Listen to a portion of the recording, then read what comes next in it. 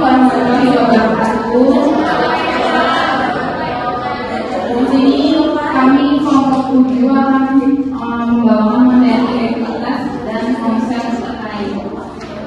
Sebelumnya perkenalkan, saya Tiara, ada Angel, ada Mbak Siti, Mbak Ati, Sita, Kak Elma, Mas Afdal, dan Mbak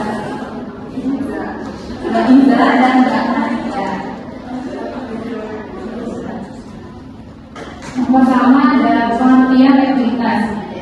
Menurut Suwarjono 2016 dalam Kerangka Dasar Standar Akuntansi Keuangan atau SAK, misalnya Ikatan Akuntan Indonesia mendefinisikan ekuitas sebagai hak residual atas aktiva perusahaan setelah dikurangi semua kewajiban. Godfrey, Swan, dan Holmes 1997 dalam Suwarjono 2016 membedakan ekuitas dan kewajiban atas dasar kriteria berikut. Yang pertama, hak masing-masing pihak atas penyelesaian klaim. Yang kedua, hak penggunaan aset dalam operasi. Yang ketiga, substansi ekonomi perjanjian. Lalu di sini ada definisi kewajiban. Yang pertama adalah kewajiban adalah utang atau tanggung jawab yang harus dipenuhi oleh seseorang atau entitas. Definisi keuangan yaitu kewajiban suatu pinjaman bank, hutang dagang, dan liabilitas lainnya. Lalu di sini ada perbedaan antara ekuitas dan kewajiban. Ekuitas di sini ada memilih atau pemilikan. Yang kedua bersifat residual, meningkatkan ketika aset bertambah atau kewajiban berkurang. Dan kewajiban yaitu mewakili utang atau tanggung jawab dan berkurang ketika aset bertambah atau kewajiban dibayar. Baik, selanjutnya adalah jenis-jenis ekuitas. Yang pertama, ekuitas pemilih. Ekuitas pemilih adalah salah satu bagian dari kepemilikan di perusahaan. Kemudian yang kedua, ekuitas pemegang saham, yaitu kekayaan bisnis dari sebuah bisnis atau klaim sisa pemilik bisnis setelah dikurangi hutang perusahaan. Contoh ekuitas pemegang saham: satu, saham biasa, yaitu jenis ekuitas yang menjadi awal investasi dalam bisnis. Yang kedua, saham dan klaim.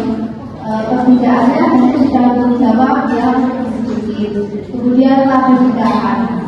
Model ini merupakan kumpulan dari laba-laba tahun-tahun sebelumnya yang tidak dibagi sebagai dividen.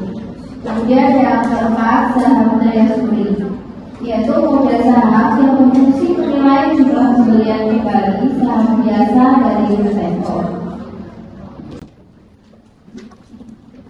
Selanjutnya ada komponen ekuitas.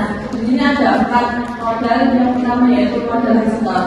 Ada modal saham yaitu jumlah nominal saham yang beredar, lalu asli atau bagi saham adalah selisih antara seorang pemegang saham dan jumlah nominal saham. Yang kedua ada modal penilaian kembali. Ini apabila dilakukan penilaian kembali terhadap aktif perusahaan, maka selisih nilai buku lama atau buku periode sebelumnya dengan nilai buku yang baru dicatat sebagai modal penilaian kembali. Seperti yang modal sumbangan ini adalah modal yang timbul akibat sebuah perusahaan mengelola aktiva yang berasal dari sumbangan.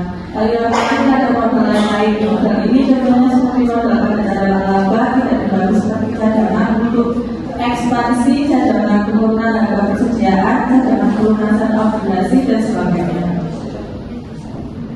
Lalu dari contoh ekuitas dalam bisnis, dari saham biasa yaitu memberikan pemegang hak untuk mendapatkan dividen dan suara rata-rata pemegang saham. Lalu yang kedua saham preferensi yaitu memberikan dividen tetap sebelum dividen saham biasa. Selanjutnya ekuitas dalam pengadaan perusahaan. Yang pertama, untuk nilai perusahaan ini dapat digunakan sebagai pencerminan kesehatan keuangan suatu perusahaan tersebut. Kemudian berikutnya ada keputusan investasi. Jadi untuk manfaat ekuitas dalam pengambilan keputusan ini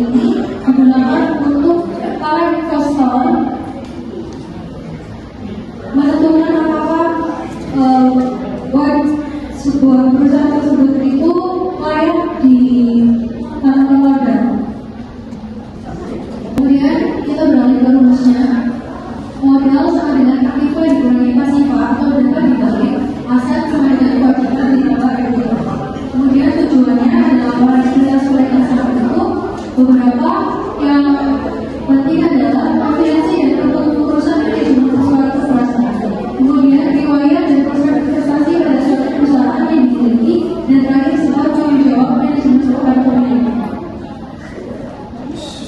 Selanjutnya ada manfaat ekuitas.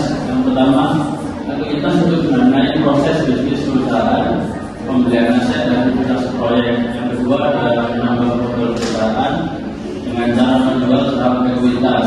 Yang ketiga ada bagi investor, saham ekuitas lebih memungkinkan untuk mendapat pembagian keuntungan yang lebih besar. Yang keempat, ekuitas untuk mengukur nilai saham investor di perusahaan. Yang kelima, dengan memiliki ekuitas yang besar, seseorang bisa memberikan suara untuk mengambil keputusan dalam bisnis perusahaan. Yang keenam, ekuitas mencerminkan kesehatan dan bisnis atau perusahaan. Selanjutnya adalah tentang ekuitas. Resiko kehilangan aset. Aset dapat berkurang nilai akibat karena kerusakan atau pencurian. Yang kedua adalah keterbatasan akses. Tidak semua orang memiliki akses yang sama terhadap sumber daya untuk memperoleh ekuitas.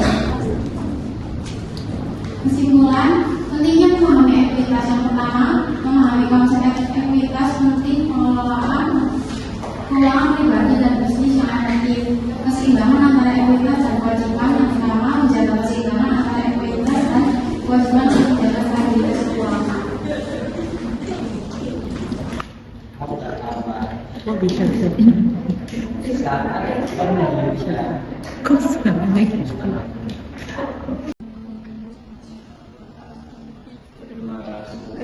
Bagaimana price?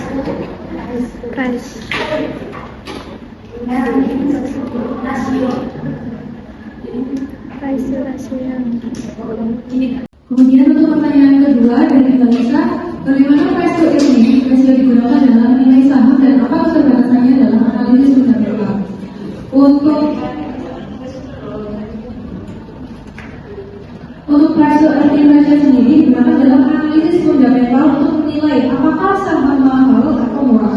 Kemudian untuk keterbatasannya sendiri, yang pertama tidak cocok untuk perusahaan yang merugi. Jika laba negatif, maka price to earning ini tidak bermakna.